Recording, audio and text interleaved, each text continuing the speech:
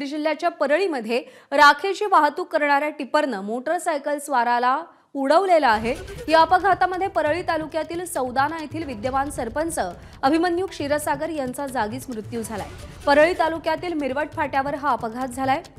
क्षीरसागर यांचा या अपघातात जागीच मृत्यू झालाय।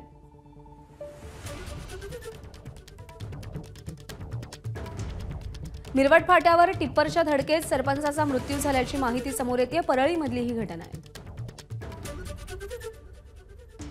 गोविंद शेळके आपले प्रतिनिधी सध्या आपल्या सोबत आहेत। गोविंद, हा अपघात नेमका कसा झाला? खरं तर बीड म्हणजे परळी परिसरातील राखेची वाहतूक करणारे जे काही टिप्पर आहेत यांचा विषय मागच्या अनेक दिवसापासून चर्चेत आहे। यामुळे छोटे मोठे अपघातही होत असतात, पण आज जो अपघात झालाय त्यामध्ये परळी तालुक्यातील सौदाना या ठिकाणचे जे विद्यमान सरपंच आहेत अभिमन्यू क्षीरसागर यांचा जागीच मृत्यू झाला। आपण बघू शकतो की कशा प्रकारची मोटरसायकलची ती अवस्था झाली आहे। मोटरसायकलवरती हे विद्यमान सरपंच जात होते आणि त्यावेळी टिप्परने त्यांना धडक दिली, त्यांचा जागीच मृत्यू झालाय।